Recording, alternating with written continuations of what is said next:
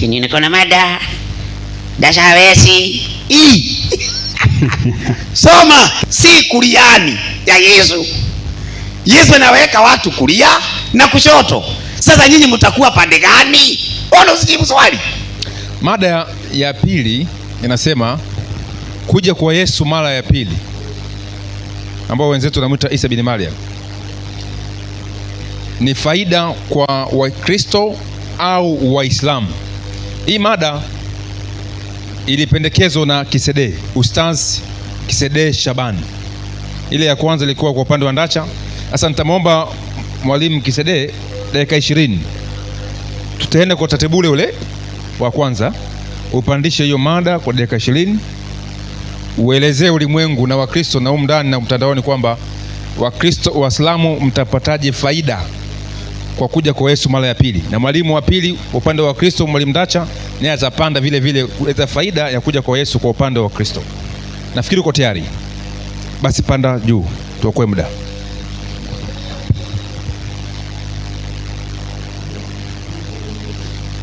Assalamu alaikum wa rahmatullahi wa barakatuh.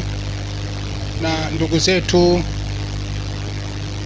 katika Adam, tunawatakia amani ya Mwenyezi Mungu iwe kwao. Kwanza tunamshukuru Mwenyezi Mungu Subhanahu wa Ta'ala na kumtakia takaso la dunia, mwokozi wa ulimwengu, bwana wa mitume, bwana wa Yesu, Nabii Muhammad, rehma na amani ziwe juu yake. Ndugu watukufu wa Islam na wote ambao si Waislamu, bado tena tunamshukuru Mungu kuona tulivyoanza mada ya kwanza na tunaanza tena mada ya pili. Mada ya kwanza imekwisha, tunaingia kwenye mada ya pili. Na mada ya kwanza hatutairudilia tena wala kuigusa, ila tutaanzisha mada ya pili kama isemavyo: kuja kwa Yesu mara ya pili. Ni wanani ambao watapata hasara kwa kuja kwake? Ni Waislamu au ni Wakristo? Hiyo ndio mada ya pili. Kuja kwa Yesu mara ya pili, watakaopata hasara, sisemi watakaopata faida, watakaopata hasara, watakaopata matatizo, watakaopata shida ni wanani? Ni Waislamu au ni Wakristo? Na mada hii niliteua mimi, na niliteua mada hii kwa malengo ya kuteua mada hii ni kwa sababu kuna mgogoro unaoendelea katika ulimwengu huu, ulimwengu wa Kiafrika hasa na ulimwengu kinyume na ulimwengu wa Kiafrika. Mjadala huu bado unaendelea katika hali ya mvutano ya Waislamu na Wakristo. Wakristo wanasema Waislamu ni maadui wa Yesu, wanampinga Yesu.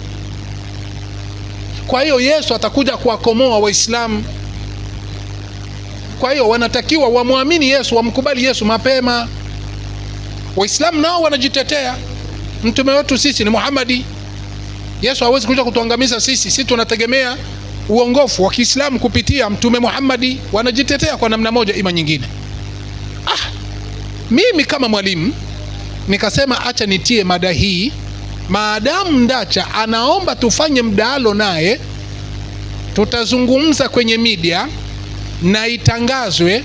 Acha tutie mada hii, tuwasaidie wasikilizaji, tuwasaidie waumini wapate kujua mgogoro huu unafikia wapi, ukweli unaojificha katika matatizo ya kuja kwa Yesu ni nini.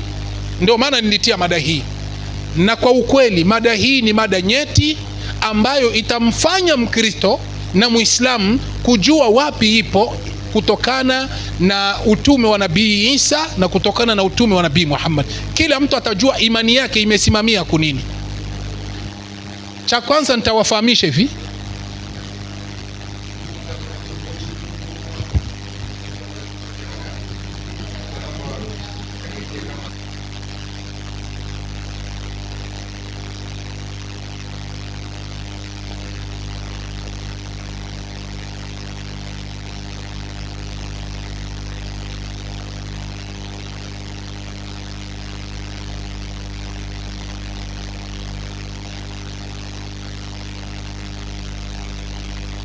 Naam, mwenyekiti alikuwa ananiuliza mada vizuri. Kwa hiyo mada hiyo ni kwamba kuja kwa Yesu Kristo, ni wanani watapata hasara? Ni Waislamu ndio watapata hasara au ni Wakristo ndio watapata hasara? Kwa hiyo ndugu zangu watazamaji, kuna kitu ambacho kinajificha katika mada hii, na ninawapa uhakika watu wote mfahamu, mada hii mara nyingi haiongelewi makanisani, na ikiongelewa makanisani ni kama kugusagusa tu, haiongelewagi kiundani kwa sababu yao maalumu wanazozijua waalimu wa Kikristo. Lakini leo mimi nitatoa siri inayojificha kwa ajili ya ujio wa Yesu Kristo mara ya pili, ili watu wapate kujua nini wanachokuwa wanafichwa makanisani kwa ajili ya ujio wa Yesu mara ya pili, na nitatumia vitabu vya Kikristo tu. Jambo la kwanza, tunafahamu Wakristo wanajua na Waislamu wanajua. Katika imani ya Kiislamu tunaamini kama Yesu atarudi mara ya pili. Hilo tunalijua. Hawakusema Daudi ndio atarudi mara ya pili, au Ibrahim, au Suleiman, au Zakaria, au Mtume Muhammad. Ameteuliwa Yesu, atarudi mara ya pili. Na atakaporudi mara ya pili, kuna kile atakachokifanya. Ana malengo ya kuja mara ya pili. Ukisoma kwenye Qur'an, ukisoma katika Qur'ani sura ya 4 aya 159, Saleh Farsi ufafanuzi wake inathibitisha hilo, kwamba Bwana Mtume Muhammad amethibitisha kwamba Yesu atakuja mara ya pili. Ukisoma Qur'ani 2:115 tafsiri yake Saleh Farsi inathibitisha hilo, kwamba Bwana Mtume Muhammad atakuja mara Bwana Mtume Muhammad anasema kwamba Yesu atakuja mara ya pili duniani. Hiyo ni katika imani yetu sisi Waislamu, kwamba Yesu atakuja mara ya pili. Tunaamini hilo, hatuna nalo shaka kuja kwa Yesu mara ya pili.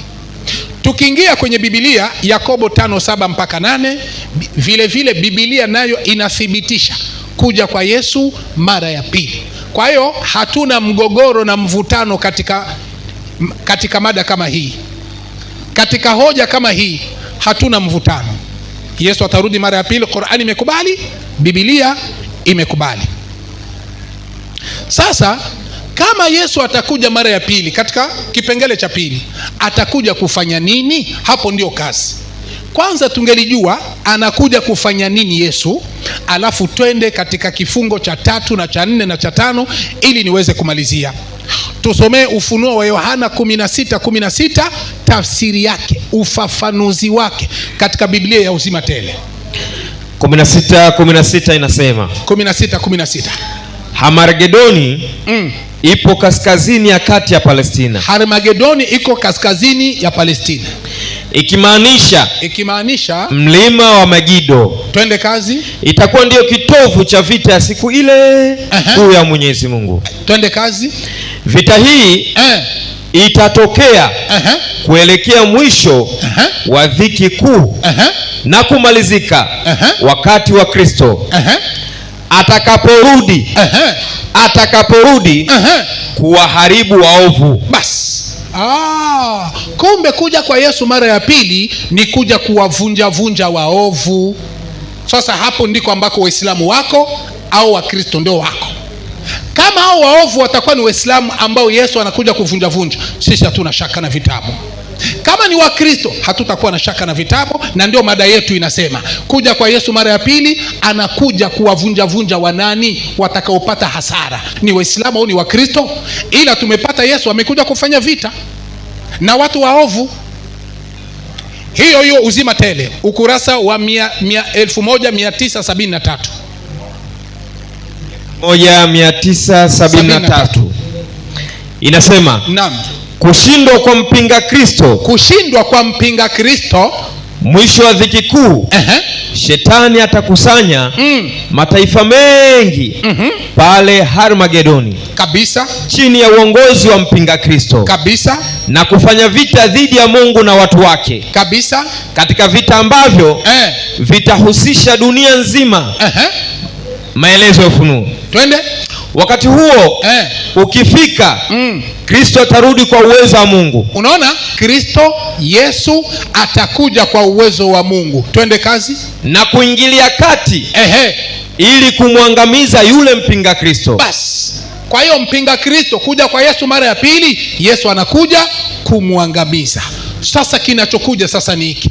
Hayo maangamizi ndio Wakristo hawajafundishana kanisani, mapasta wanaijua, lakini hawatoagi ni maangamizo gani, na hayo maangamizo yanawaelekea ni watu gani, na hawasemagi makanisani kwa uthibitisho bayana, ili mpate kujua kama Wakristo wanaficha makanisani. Tusomee Tumaini Kuu katika ukurasa wa 198. Ndiyo, Tumaini Kuu ukurasa wa 198 nasema, ili watu wapate kujua kama kanisani wanafichana kuhusikana na kuja kwa Yesu mara ya pili. Na nitatoa sababu ya Wakristo kuficha kuna nini.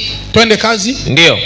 Lakini kanisani upendo kwa Kristo na imani katika ujio wake imepungua. Hawaamini sana kuhusikana na kuja kwa Yesu mara ya pili. Wana masababu zao. Twende kazi. Watu wanaokiri ni wa Mungu walipofushwa wasielewe maelekezo ya Mwokozi kuhusu ishara ya kuja kwake. Unaona, wanafungwa wasijui, wanafichwa wasijui alama na dalili za kuja kwa Yesu. Na kwa nini wafiche? Malizia. Fundisho la kuja kwa Yesu mara ya pili limepuuzwa kabisa. Kanisani alizungumzwa. Ndio maana leo nimetia mada hii, ili watu wapate kujua kwa nini Wakristo na mapasta hawasemagi habari za kuja kwa Yesu. Kwani kuna kitu gani wanaficha hapa? Hicho kitu leo mimi nitakitoa insha Allah. Twende kazi. Hadi kwa kiasi kikubwa lilipokuwa limepuuzwa na kuachwa hasa Marekani. Hata Marekani hasa wanapuuzia Wakristo wa Marekani. Inatosha. Tusomee Viki Kuu 53 kifungo cha kwanza. Viki Kuu 53 kifungo cha kwanza. Viki Kuu njoo ile 53 kifungo cha kwanza. Haraka haraka. 53 ndio ile nishaitia pale. Kifungo cha kwanza. Ndiyo, 53 kifungo cha kwanza inasema kuna wakati wa taabu unaowajia watu wa Mungu. Unaona? Kuna wakati wa taabu na shida na maangamizi inaowajia watu wa Mungu. Watu wa Mungu hao wanangoja shida inayokuja kwa Bwana Yesu. Twende kazi. Lakini haitupasi kuliweka jambo hilo mbele ya watu daima. Unaona, haitupasi habari ya maangamizi ya kuja kwa Yesu tuwafundishe Wakristo. Tusisemi, tuwafiche. Twende kazi. Na kuongoza kuwa na wakati wa taabu mapema patakuwa na mchekecho miongoni mwa watu wa Mungu, lakini huo sio ukweli wa leo wa kuyapelekea makanisa. Kwa hiyo ukweli wa kuja kwa Yesu mara ya pili na maangamizi anayokuja kufanya sio ukweli wa kuwaambia Wakristo mapema. Kwani kuwaambia mapema kwa sababu yake ni nini? Ina maana kuna siri inayojificha ili Wakristo wasijui. Sasa malengo ya kuwaficha Wakristo wasiambiwi jambo hilo ni nini? Siri hiyo leo mimi naitoa, alafu tuone Yesu anakuja kuangamiza watu gani. Biblia na Qur'ani hakuna popote kwamba Yesu Waislamu watapata hasara kwa kuja kwa Yesu. Hakuna kitu kama hicho. Viki Kuu hiyo ukurasa wa 14. Ndiyo, ukurasa Viki Kuu ukurasa wa 14. Ndiyo, ukurasa wa 14 inasema. Ukurasa wa 14 na 15. Leta nikufungulia haraka haraka shekha wangu. Ndiyo, tayari ukurasa wa 14. Ndiyo. Hani? Ukurasa wa 14 mpaka hapa na 15. Ndiyo, ukurasa wa 14 inasema. Uko wakati wa taabu unawajia watu wa Mungu. Ndiyo. Lakini hatupasi kuliweka hilo mbele ya watu daima. Hatupasi kusema kwa makanisa kuwapa hiyo siri. Kwa nini? Na kuwafanya wawe na wakati wa taabu kabla ya wakati. Na kuanza kuambia wakati wa taabu kabla ya wakati. Na kutakuwa kupepetwa miongoni mwa watu wa Mungu. Lakini huo sio ukweli. Unaona? Sio ukweli. Twende. Wa leo wa kuyapelekea makanisa yetu. Hatupashi kuwapelekea makanisa yetu. Twende kazi. Ziko nyakati za dhoruba mbele yetu. Lakini hebu tusitamke neno hata moja la kutuamini au kukatisha tamaa. Tusiwakatishe tamaa. Kumbe wakiwaambia hiyo siri ya Yesu kuja kuangamiza, watakata tamaa wa Kristo. Kukata kwao tamaa ni nini? Twende kazi. Kama Mungu amepata kunena kupitia kwangu, basi wakati utakuja mtakapopelekwa mbele ya mabaraza na kila msimamo mnaoshikilia juu ya ile kweli utakosolewa vikali sana. Unaona, itakosolewa vikali sana ikiwa watafika kuambia kweli na namna Yesu anakuja kuangamiza watu. Watakosolewa na watu watatoka kwenye makanisa. Sikiliza kinachofuata. Muda ambao wengi sana sasa wanamwacha kupotea bure unapaswa kutolewa katika kutia agizo ambalo Mungu ametupatia. Simamia hapo. Sasa ikiwa kama wanaokopa kuambia, malengo wasitoki makanisani. Sasa tuliseme hilo, ili wakitoka watoke na watakuwa wanafanya uamuzi uliokuwa sahihi. Tusomee Ufunuo wa Yohana 2:16 alafu tutongezea. Soma sasa Biblia. Ufunuo wa Yohana 2:16. Biblia hata hiyo uliokuwa nayo ni Biblia hii. Sheikh, wewe una Biblia? Ufunuo wa Yohana 2:16. 2:16 Ufunuo wa Yohana.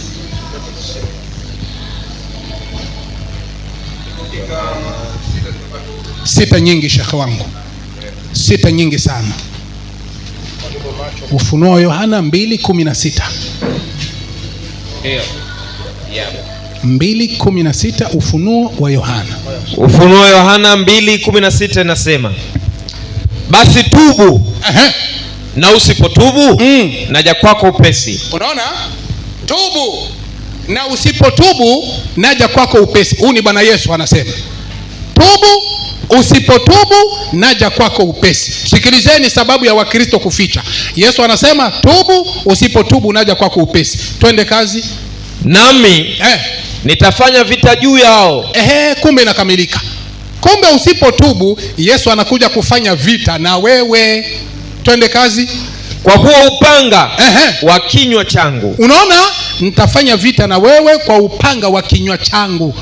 Sasa haijulikani hapa Yesu anawaambia wanani. Yesu anakuja kufanya nao vita kwa upanga wa kinywa chake. Haijulikani ni Wakristo wala haijulikani ni Waislamu. Soma 17 tuone ni watu gani hao. Yeye aliye na sikio na asikie. Yeye aliye na sikio na alisikie neno hili ambalo Roho anayaambia makanisa. Rudi tena. Yeye aliye na sikio. Yeye aliye na sikio na alisikie neno hili ambalo Roho anayaambia wanani? Makanisa. Basi wanaoambiwa hapo watubu, na wasipokutubu Yesu anakuja kuwavunja vunja na kuwatesa. Ushahidi kamili kulingana na mada. Yesu anakuja, atakapokuja wanani wataathirika, wanani watateseka? Kitabu kinasema ni watu wa makanisa. Twende sasa, hao watu wa makanisa ni kina nani wanaolengwa hapo? Tusomee Timotheo wa kwanza 4:1, lakini utupe ufafanuzi wake. Kifungo cha 3 na kifungo cha 5. Ndio. Haraka. Timotheo wa kwanza 4:1. Sawa. 4:1. Tupe sasa ufafanuzi wake. Nimetia alama kifungo cha kwanza na kifungo cha pili. Kifungo cha 3 njoo hapa.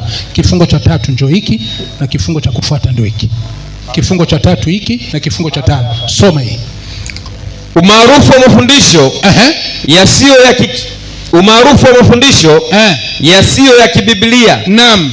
Kimsingi utakuwa ni matokeo ya shetani. Maliza.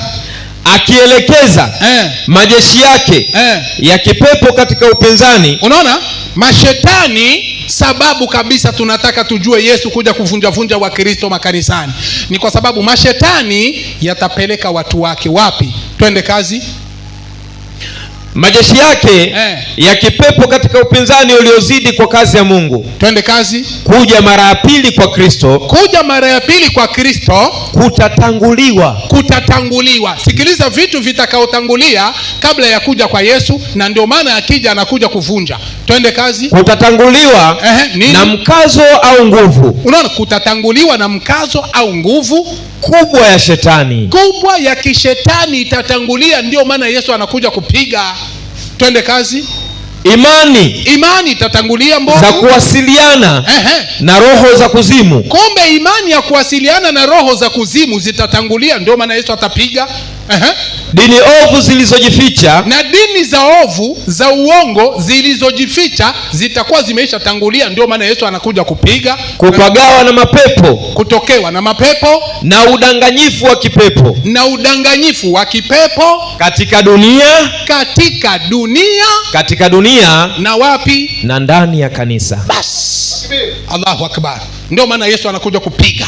Uasi wa Ukristo unaendelea, maovu yanaendelea katika makanisa, huku wanajua wanamtafuta Mungu, huku wanajua wanamhubiria Mungu. Ndio sababu mojawapo ya Yesu kuja mara ya pili ni kuja kuwapiga Wakristo wote. Hakuna Mkristo ataponyoka hapa, na ndio maana hakuna andiko lolote kwamba Wakristo hawataponyoka. Hakuna.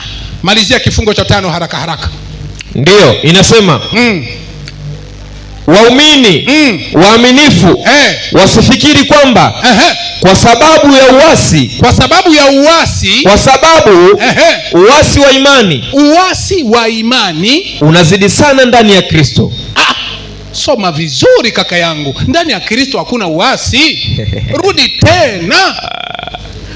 Waumini waaminifu wasifikiri kwamba kwa sababu uasi wa imani unazidi sana ndani ya Ukristo. Unaona, kwa hiyo ndani ya Ukristo uasi na anasa inazidi. Ndio maana Yesu anakuja kupiga kila aliye Mkristo. Aliyekuwa na akili aondoke mapema.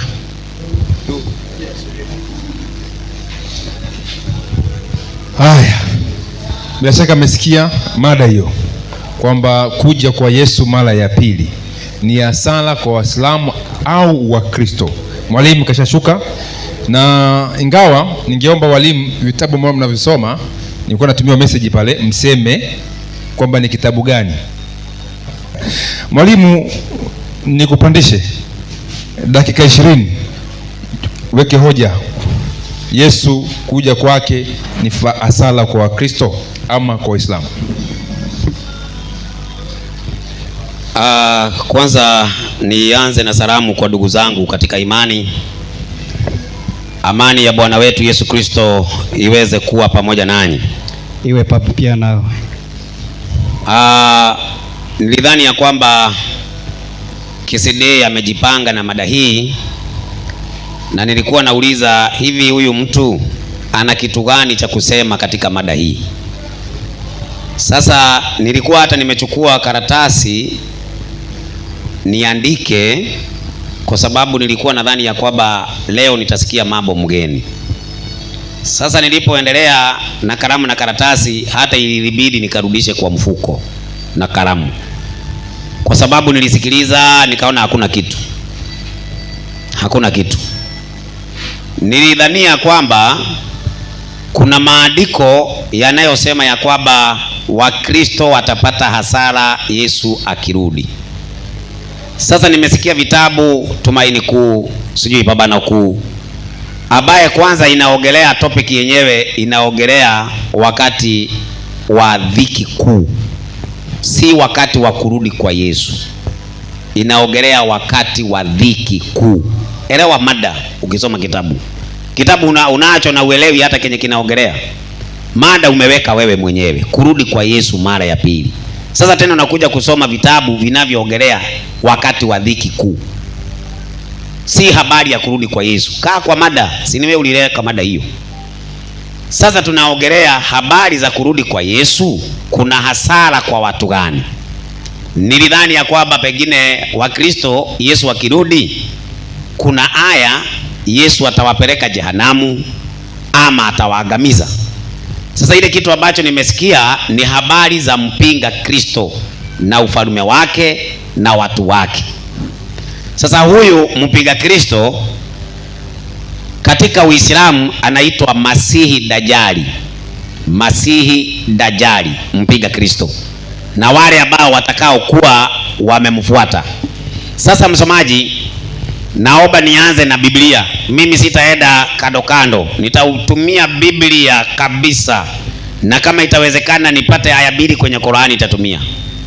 Sasa msomaji, nisaidie, kitabu kinaitwa Yohana 14 mstari wake ni wa kwanza.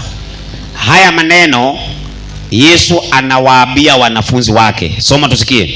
Msifadhaike mioyoni mwenu. Ndio. Mnamwamini Mungu, niaminini na mimi. Ndio. Nyumbani mwa Baba yangu mna makao mengi.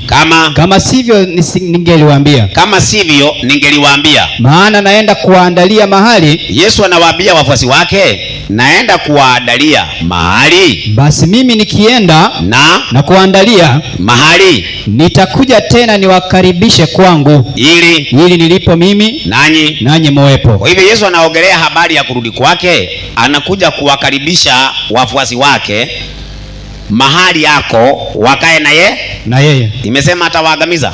Atawakaribisha. Inasema watapata hasara? Hakuna. Sasa hawa wafuasi wa Yesu ni akina nani? Chukua Biblia ya Kiafrika kwanza, ukurasa wa 2218. Wakristo ni akina nani? Wakristo ni akina nani? Inasemaje? Wakristo, wafuasi wa Kristo. Unaona? Kwa hivyo wale ambao wanamfuata Kristo, hao ndio wanaitwa Wakristo, ambaye Yesu anawaambia, ninaenda kuwaandalia mahali, na nikirudi tena nitawakaribisha kwangu, ili nilipo mimi nanyi muwepo. Yesu hajawaambia Waislamu hivyo, amewaambia wafuasi wake ambao ni Wakristo. Chukua hii Qur'ani, tafsiri ya Barwani, Qur'ani 5:47. Wale ambao wana hasara kwa kurudi kwa Yesu ni Waislamu, na inaeleweka kabisa na nitadhibitisha.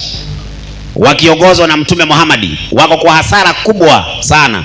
Msomaji, nipo, nisaidie Qur'ani 5:47. 47 inasema, hawa ndio walimu ambao tulikuwa tunategemea watoe mada, tugojee vitu vya nguvu. Kumbe hamna kitu. Soma msomaji. Inasema, ndio, na wahukumu watu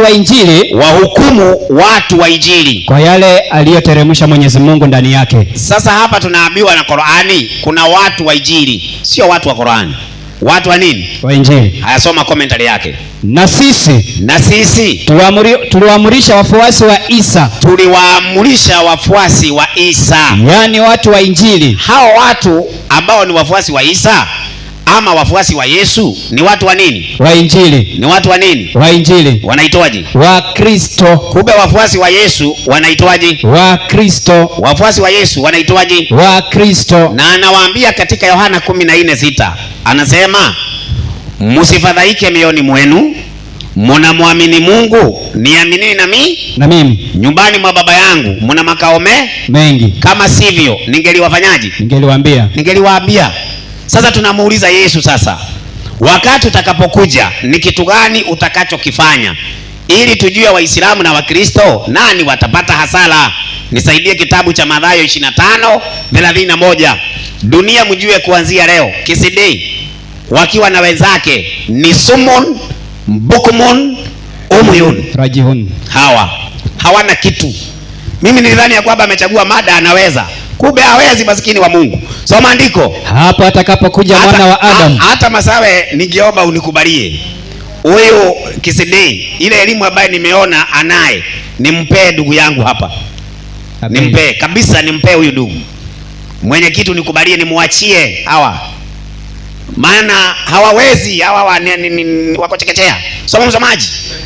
Hapo atakapokuja mwana wa Adamu. Hapo atakapokuja mwana wa Adamu katika utukufu wake na malaika watakatifu wote pamoja naye. Safi. Ndipo atakapoketi katika kiti cha utukufu wake. Maliza. Na mataifa yote watakusanyika mbele zake. Naye atawabagua kama vile mchungaji abaguavyo kondoo na mbuzi. Safi. Atawaweka kondoo mkono wake wa kuume. Yesu ataweka kondoo mkono wake wa nini? Wa kuume. Alafu na mbuzi mkono wake wa kushoto. Mkono wa kushoto ni nani yako? Mbuzi. Si mbuzi zina ndevu? Naam. Sasa Sasa tunauliza Yesu, si mbuzi wako mkono wa kuume, wako mkono wa kulia, lakini kondoo ndio wako mkono wa kuume. Kondoo wako mkono wa kuume, lakini mbuzi wako mkono wa kushoto. Wa kushoto. Hawa mbuzi ambaye wako upande wa kushoto ndio wana hasara ama ni kondoo? Msomaji, nipo hapo soma 41. 41 nasema, inasemaje? Kisha atawaambia na wale walioko mkono wake wa kushoto, ondokeni kwangu mliolaniwa, mwende katika moto wa milele aliowekewa tayari Ibilisi na malaika zake. Kwa hivyo wale watapata hasara ni wale watawekwa mkono wa kushoto. Wale watakuwa mkono wa kushoto ndio watapata hasara. Hawa wa upande wa kushoto ni akina nani? Chukua Qur'ani tafsiri ya Mayunga ukurasa wa 433. Mtume Muhammad tuambie, hawa wa upande wa kushoto ambaye watapata hasara na wataingia jehannam ni akina nani? Soma tusikie. Ukurasa wa 533. Qur'ani tafsiri ya Mayunga inasemaje? Inasema ndio. Anasema mtume SAW, anasema mtume Muhammad, wataletwa watu katika umma wangu siku ya kiyama na watachukuliwa kupelekwa upande wa kushoto. Wapi? Motoni. Na Yesu amesema watu wa mshoto wanaitwaje? Buzi. Wako mkono wa nini? Wa kushoto. Na Muhammad anasema hawa watu ni nani? Ni umma wa nani? Wa Muhammad. Kwa hivyo umma wa Muhammad ni wa Kristo ama ni Waislamu? Waislamu. Na watapelekwa upande wa nini? Wa kushoto. Wapi? Motoni. Hiyo ndio hasara. Bwana Yesu asifiwe. Amina. Mkubalini Yesu kabla hamjaenda motoni. Sasa hii ndio mnaanza kusoma hapo. Mnafanya mazoezi kwa uwanja wa vita. Nasema mnajibia kifaa. Tunajua wewe hata hujui kitu. Nyinyi ni teketea, mbele yangu hamna lolote. Roho ambaye yako ndani yangu hamumwezi ambata nikatani. Labda muende mvue shetani mumlete, majini muwalete, lakini nyinyi peke yenu bure kabisa, hakuna kitu. Mimi nilikuwa nafikiri mada hii hawa watu wanahoja, kumbe weupe hakuna kitu. Sasa Biblia inasema mkono wa kushoto, wale wataenda mkono wa kushoto wataekwa jehanamu. Muhammad anasema wale wako mkono wa kushoto ni umma wake. Hata ningemalizia mada hapo singekuwa imeeleweka. Naam. Lakini kwa sababu sitaki kumalizia hapo, nataka nionyeshe kwa nini Waislamu wako kwenye hasara. Soma Yohana 3:16. Inasema 16. Yaani masawe mada nishamaliza. Hii ni kachubari na roho iko na wabea. Yaani mada nyepesi wananiletea hawa watu. Mlinipima aje? Mliniona usiku. Soma andiko. Kwa maana jinsi hii Mungu aliupenda ulimwengu hata akamtoa mwanawe pekee ili kila mtu amwaminie asipotee bali awe na uzima wa milele. Safi. Maana Mungu hakumtuma mwana ulimwenguni ili ahukumu ulimwengu, maliza, bali ulimwengu uokolewe katika yeye. Twende. Amwaminie yeye, yule anayemwamini mwana wa Mungu hahukumiwi. Asiyemwamini amekwisha kuhukumiwa. Kufanyaje? Kuhukumiwa. Kwa hivyo Waislamu hasara yenye watapata kwa sababu hawajakubali Yesu ni mwana wa nani? Wa Mungu. Yesu akija tayari amewafanyaje? Atawahukumu. Qur'ani 19:71. Hawa ni watu wa finali jehannam, halidina fiha abadan. Motoni. Ni mnaenda kuungua. Yesu akija jikoni na sio kula chips. Kuungua. Mimi nilikuwa nadhani kuna aya inasema Wakristo jehanamu. Kumbe hakuna. Pambano kuu. Sijui tumaini kuu. Inasema, soma msomaji, wala hakuna yeyote katika nyinyi. Sasa hii Qur'ani inasema wala hakuna yeyote. Unaona wanasema ati wanapita jehanamu. Yaani ati Waislamu wakienda kwenye ale ako wanapita jehanamu. Msomaji soma chini. Inasemaje? Wanaokwenda peponi. Soma aya. Inasema wala hakuna yeyote katika nyinyi. Waislamu ila ni mwenye kufikia hiyo jehanamu. Ni wenye kuifikia hiyo nini? Jehanamu. Ni wajibu wa Mola wako uliokwisha hukumiwa. Hawa ni watu tayari wameshahukumiwa. Jehanamu inawagoja. Yesu akirudi jehanamu inawagoja. Huyo mtu wa kuasi, nipe kitabu kinaitwa Wathesalonike wa 2:7. Mimi nakuomba mwenyekiti, wacha nimwachie huyu ndugu yangu. Hawa watu wacha nimwachie. kabisa. Mwenyekiti na kuomba hawa elimu yao ni ya kina Deme na mwalimu mwenzangu hapa. Soma msomaji. 2:7 inasemaje? Maana ile siri ya kuasi hivi sasa inatenda kazi, ambaye lakini yupo azuiaye sasa, yule azuiaye sasa hata atakapoondolewa, ndio hapo ndipo atakapofunuliwa yule asi. Kuna wakati atafunuliwa yule muasi ambaye Bwana Yesu atamuua kwa pumzi ya kinywa chake. Amekuja kuangalia Wathesalonike wa 2:7. Kufa kabisa, kifo cha mende, miguu juu.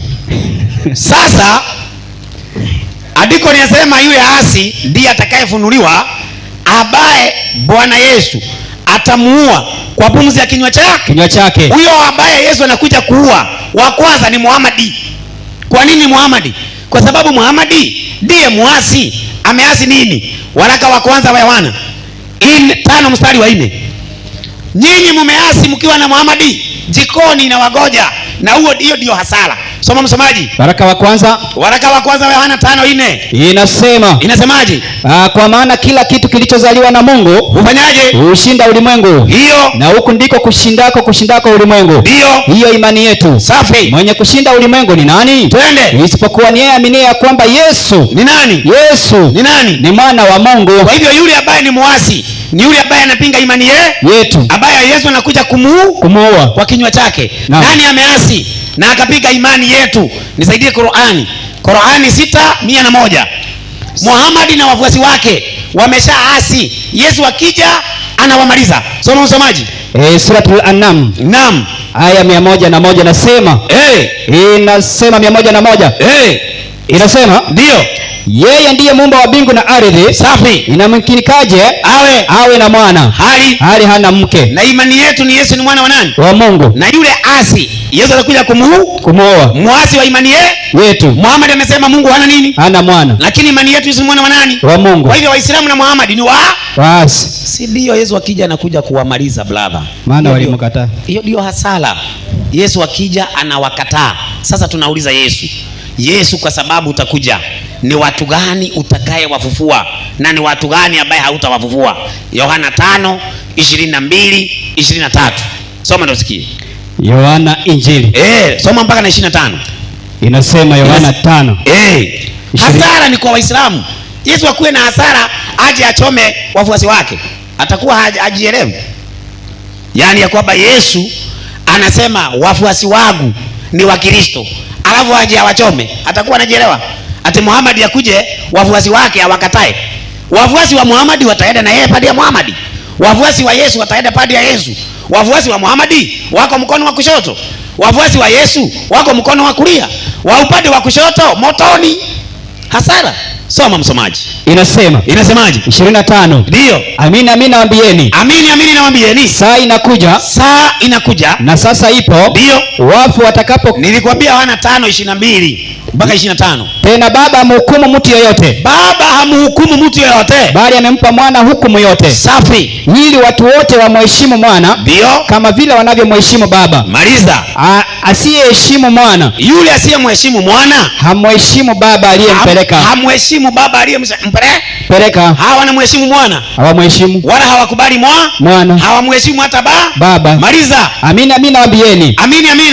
Yeye alisikiaye neno langu. Ndio. Na kumwamini yeye aliyenipeleka. Ndio. Una uzima wa milele. Safi. Wala haingii hukumuni. Twende. Bali amepita kutoka mautini. Maliza. Kuingia uzimani. Maliza. Amini nawaambieni. Ndio. Saa inakuja na sasa ipo. Safi. Wafu watakaposikia sauti ya mwana wa Mungu. Sauti ya Muhammad. Sauti ya mwana wa Mungu. Hao wanajua mwana wa Mungu? Hawamjui. Alama unafikiri mtasikia? Wale watasikia ni wale wanajua nani? Mwana wa Mungu. Hao ndio watasikia sauti ya nani? Ya mwana wa Mungu. Maliza. Na wale waisikiao watakuwa hai. Hao wanaweza kusikia sauti ya mwana wa Mungu. Mtihani. Watabaki hai. Kifo.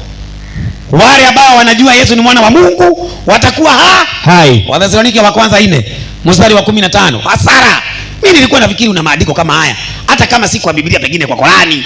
Kumbe una tipabano kuu, sio tumauni kuu. Tena inaongelea dhiki kuu. Haiongelei kurudi kwa Yesu mara ya pili. Vitabu vyenyewe umebeba, kumbe hata hujasoma. Soma msomaji. Inasema. Ndio.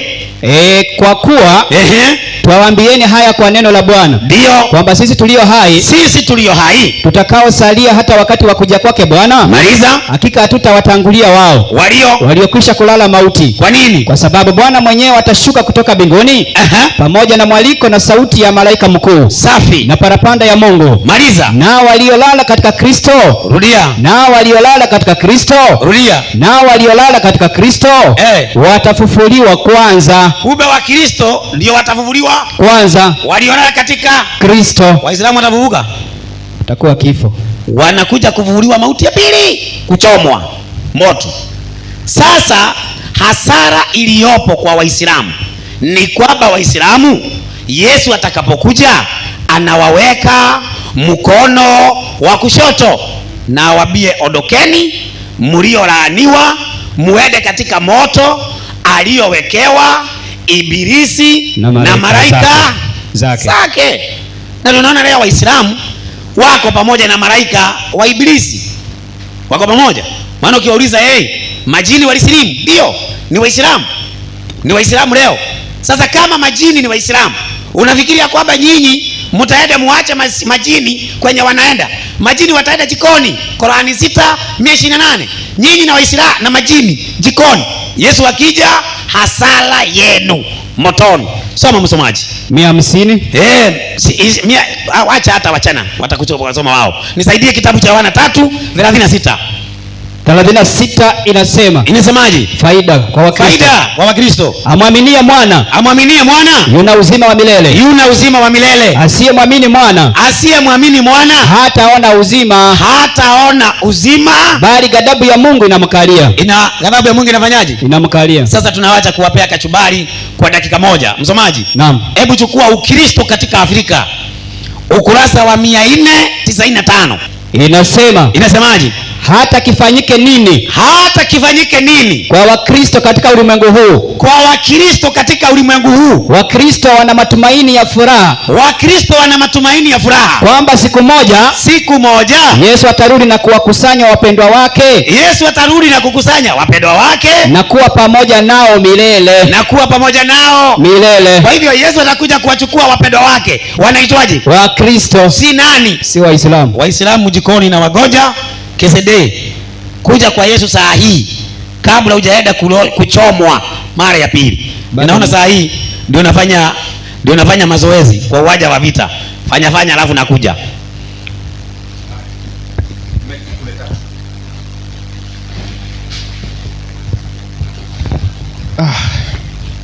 Jamani, mbona mko kimya hivyo? Bwana asifiwe. Takbiri. Okay, bado umesema. Sasa pande zote dakika 20 zimefanyaje? Zimeisha. Ila nimempenda Ustazi Kisede Shabani kuleta mada ambayo ni unique, ambayo sijawahi kuisikia katika midaro toka mwaka ule 1985. Sasa upande zote zimemalizika. Hebu shika mbogo. Tunaingia sasa muda wa maswali. Mwalimu Dacha. Dakika 10. Sasa umenikumbusha, maana hii mada ya leo ni nzuri mpaka mwenyekiti natekewa. Dakika 10 Kisede. Ndio maana mimi natabasamu muda wote tu. Usio na shaka. Ndio maana na afya. Wewe unakuyuvuka tu uso. Haya. Asante sana mwenyekiti, mwenye hekima zake. Pastor Ndacha alipofika hapa, jambo la kwanza amesema ndio mada hii. Nilidhani Kesede ataleta vitu vipya. Mwenyekiti, mimi naona Kesede, acha nimwachanishe tu na yule kama nani yule, ndo nani, Abeli Shiliwa, maana anishushe mimi kwa kuongea na Abeli Shiliwa, ndo anachokilenga hicho. Nikaona huyu alisema kwenye mtandao kwamba Kesede, tafuta wa kukusaidia. Kama ni Dr. Sule tafuta, kama ni Mazinge tafuta, usaidiwe. Mimi hapa sijasaidiwa, lakini yeye anaanza kutafuta usaidizi baada ya kuona ukubwa wa mada. Anaanza sema mwachie ule. Yote ni nini? Kashindwa. Anaanza kuchochoro. Ndio anatafuta uchochoro kwamba asaidiwe. Ukimleta yule hata kuwa na nivo ya kuongea na mimi. na mimi nitamtia mwingine ndio ongee naye, kwa sababu itakuwa mimi na wewe tunatosheka. Uishajua nimekukomesha, hauna tena uwezo, basi na mimi nitakaa niwaache sasa wengine waendelee, unaojua wewe watakusaidia. Ndio maana yake hiyo, kwa sababu utakuwa umeashiria mimi sijui, nashindwa kwa hii mada. Sasa ulisema hivi eti kwamba Yohana 14:1 inasema kwamba Yesu atakaporudi atakuja kuchukua watu wake. Mwenyekiti, ulisikia Yesu anakuja kuwachukua Wakristo? 1:14 unapiga swata. Haikusema Yesu anakuja kuchukua Wakristo. Anasema anakuja kuwachukua. Neno Ukristo hakutia hapo. Kwa hiyo wewe usipachiki. Ukitaka uniulize hao ni watu gani, mimi nitakupa. Alafu ukaongezea kusema katika kitabu cha Biblia ya Kiafrika ukasoma ukurasa wa 2218. Soma hiyo.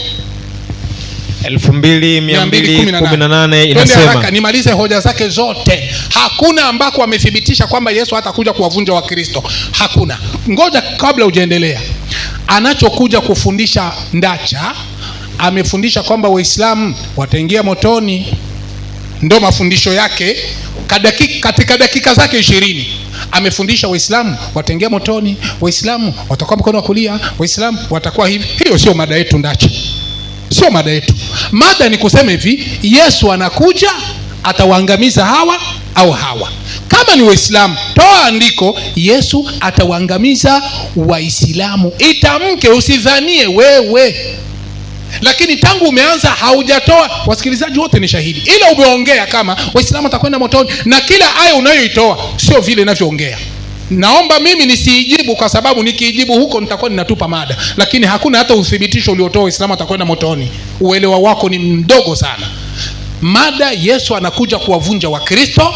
Mimi nilitoa ushahidi kamili. Nikajua wewe utakapoingia utagusa pale nilipogusa. Nimetoa ushahidi Yesu anakuja kuwapiga Wakristo. Nilitoa ushahidi. Lakini ungelifika wewe ungelisema hivi, Kesede, ile andiko ulisema haisemi Wakristo, ungeeleweka. Andiko hili ulisema haisemi Wakristo, ungeeleweka. Lakini haukugusa hata andiko yangu hata moja. Lakini ukakuja na mada nyingine, Waislamu watakwenda motoni, Waislamu hawamwamini Yesu. Haiko ndio mada. Sasa somo hiyo aliyoanzia ya Kiafrika. Ukurasa wa 218. Ndio inasema Wakristo, wafuasi wa Kristo. Simamia hapo. Akasimamia hapo. Unaona? Wakristo, wafuasi wa Kristo. Ilianzia wapi? Twende kazi. Neno lililotumika kwa mara ya kwanza huko Antiokia. Unaona? Ni neno lililotumika kwa mara ya kwanza huko Antiokia. Yesu hayuko.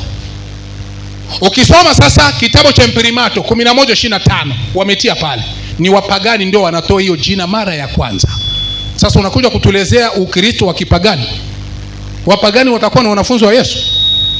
Hiyo tunaitia pembeni. Ingine akasema hivi, akasema katika kitabu cha 5:47 Qur'an kusema kwamba unaona hata Qur'an inajua wafuasi wa Yesu wa Kristo. Nataka nikutoe jasho. Wali yekwambia hivyo nini?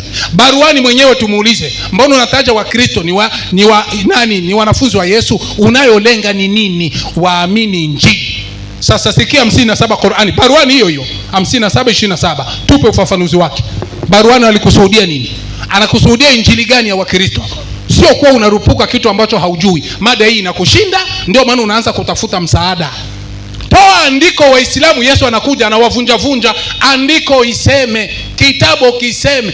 Sio uanze kudhania Waislamu ni waasi, Waislamu ni waasi. Kama ni waasi, toa andiko Yesu anakuja anawapiga Waislamu. Kama vile mimi nimetoa andiko 2:16-17 Yesu anakuja kuangamiza Wakristo. Imetaja kabisa. Kwa nini na wewe usitoe ushahidi wa kutaja? Hakuna kitu kama hicho. 57:27 kitabu cha Baruani. Ndio. Hapa. Twende kazi. Ndio inasema 57:27 kitabu cha Qur'ani inasema. Twende kazi baba. Injili aliyofunuliwa Nabii Isa. Injili aliyofunuliwa Nabii Isa na Mwenyezi Mungu. Na Mwenyezi Mungu sio hizi zinazoitwa injili za Mathayo, Marko, Luka na Yohana. Zilizomo katika Biblia. Inatosha. Kumbe ulipotoa wafuasi wa Yesu wafuate Injili wa Kristo, kitabu Baruani anakuambia sio hao wanaofuata Mathayo, Marko, Luka, Yohana. Baruani anawakana. Usizoe tena kutoa andiko inataja Wakristo, baruana na wakana, sio wale wa Mathayo, Luka, Yohana. Kama we hauko huko basi utakuwa ni mwenyewe soboto. Kingine alisema hivi, akasema kwamba Mathayo 25:35 Yesu anawatia watu upande wa kushoto na upande wa kulia. Upande wa kushoto mbuzi, upande wa kushoto mbuzi, upande wa kulia kondoo. Ndio anasema hivi, hawa watakaokuwa upande wa kushoto motoni ndio Waislamu. Jamani, iliandikwa Waislamu? Hakuna. Lakini mimi naenda kwa Yesu mwenyewe atuambie hawa watakaoangamiza upande wa kushoto ni kina nani? Baba, tusomee kitabu cha Mathayo 7:23 alafu tupe ufafanuzi. Tupe ufafanuzi. Mimi nakupa mada nyeti. Yesu anawaangamiza Wakristo kwa ushahidi, sio wewe udhanie. Waislamu wana dhambi, wao wana dhambi Waislamu, sawa. Wawe ni makafiri Waislamu, sawa. Wawe ni wapagani Waislamu, sawa. Lakini toa andiko, Yesu anakuja kuangamiza kwa andiko. Soma hiyo andiko. Mathayo 7, uzima tele. Mathayo 7:23. 7:23.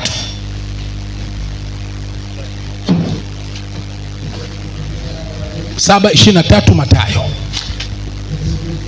7:23 Mathayo. Ndio hii.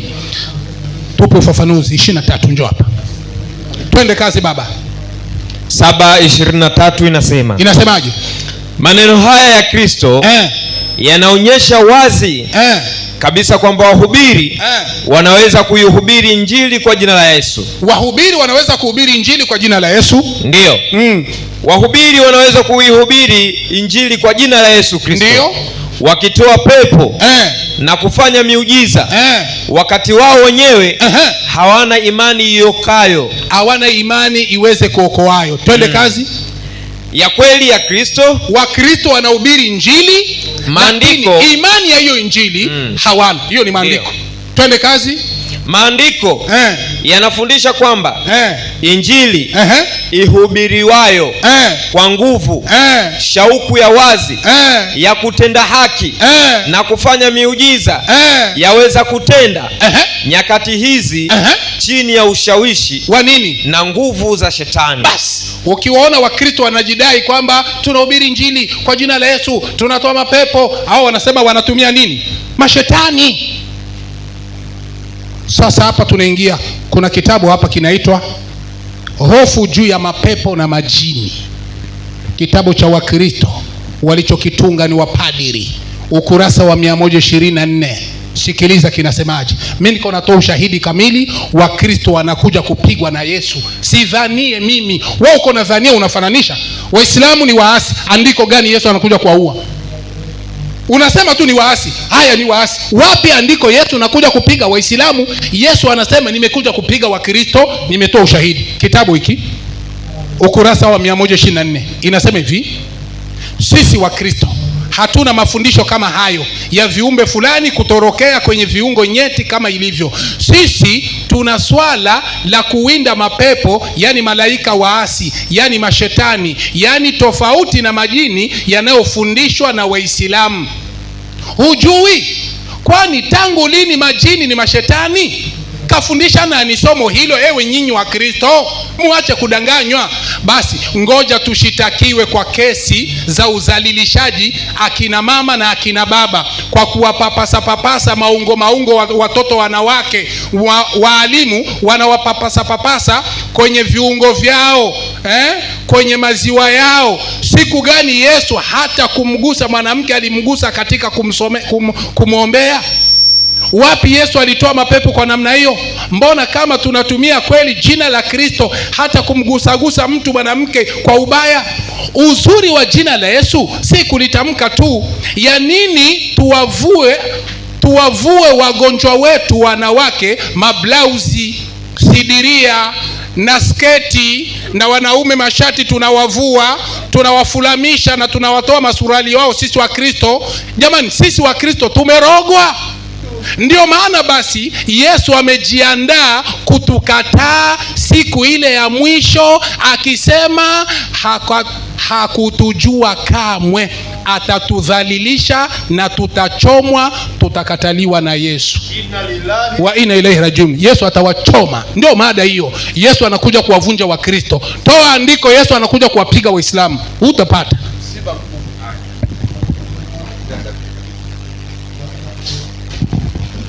Mwalimu Ndacha, bila kupoteza muda, naomba uje dakika 10. Kama ningekuwa Mwarabu ningesema inna lillahi wa inna ilaihi rajiun. Musiba. Unajua ni vile tu hataki kusema tu nimeshindwa iishe. Sasa najaribu nasema wacha nikufe kiumeume. Hivi ni nini hamuelewi? Kitu ya kwanza umesema hivi, katika baruani wafuasi wa Yesu wanaitwa Wakristo. Lakini kwa kuvuja hoja yangu ukasema hiyo injili sio hii ya kina Mathayo. Ni sawa, hata iwe sio hii ya kina Mathayo, lakini hoja iko pale pale. Wafuasi wa Yesu wanaitwa Wakristo kwa mujibu wa hiyo baruani. Hivyo hujavuja kitu. Mimi nilikuwa nafikiri baruani amesema wafuasi wa Yesu ni Waislamu, ningekuwa nimekufa mende. Lakini kama hujabadilisha hoja yangu ni ya kwamba wafuasi wa Yesu ni Wakristo, hata kama unadai ni jina walilolipaga watu wa Antiokia ndio limetumika kwenye Qur'ani, wafuasi wa Yesu wanaitwa Wakristo. Sasa nikawa nimesema hivi kitu ambaye wewe haujaweza kuja na upite katika hiyo hoja. Katika Mathayo 25:31 Yesu anawabagua, wengine anawaweka mkono wa kulia na wengine mkono wa kushoto. Walio katika mkono wa kushoto hao ndio wanaenda motoni Yesu akija. Hawa walio mkono wa kushoto, nikatoa dalili kwenye Qur'ani tafsiri ya Mayunga, ni watu wa umma wa Muhammadi. Sasa naomba nikuongezee kachubari, watu wa umma wa Muhammadi mpaka maswahaba watakuwa huo mkono wa kushoto. Sasa kama maswahaba wa Muhammadi watakuwa mkono wa kushoto, ni nyinyi mtapona? Msomaji? Naam. Kurasa wa ngapi? Kurasa wa 167. Sasa mimi kwanza nakusomea hadithi za Muhammad zinazokubalika. Wacha wewe hitu vitabu unakuja naye hapa abaye kwanza kitu ya kwanza usemi ni tu nani, tumeandikwa na nani. Wataikana unatambulisha kitabu. Alafu unatuambia nasoma kitabu cha fulani. Ndio tunajua ni kitabu gani unasoma. Sasa soma msomaji, Inasema Abdullah bin Abbas ndio amesema siku moja mtume alisimama akatutolea mawaidha akisema. Akisemaje? Enyi watu wangu. Enyi watu wangu. Sasa Muhammad akiambia watu wangu, si anaambia Waislamu? Naam. Hakika mtafufuliwa kwa Allah. Mtafufuliwa kwa Allah hali hamna viatu. Kwanza hamna viatu. Mko uchi na ni mazunga. Kama tulivyoanza umbo la awali, ndio tutarudisha tena. Ni ahadi iliyo juu yetu. Ndio. Bila shaka sisi ni wenye kufanya tuyasemayo. Safi. Fahamuni. Mtu wa kwanza katika viumbe atakayevalishwa nguo na Ibrahimu ni nani? Fahamuni. Ni nani? Wataletwa watu katika umati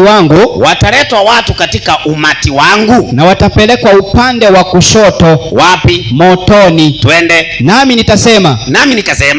Mola wangu. Maswahaba wangu. Nitawaambiaje? Wewe hujui watu hawa walichozua. Kwa hivyo hata maswahaba wa Muhammad wanaenda wapi? Kushoto. Motoni. Sasa kama maswahaba wa Muhammad wanaenda mkado wa kushoto motoni, ni hawa kisidi wanapona? Hawatapona. Maswahaba wenyewe mkono wa kushoto motoni. Sasa tunamuuliza Yesu, wewe Yesu, ni wewe unawapeleka hawa watu mkono wa kushoto ama ni nani? Mathayo 25:41.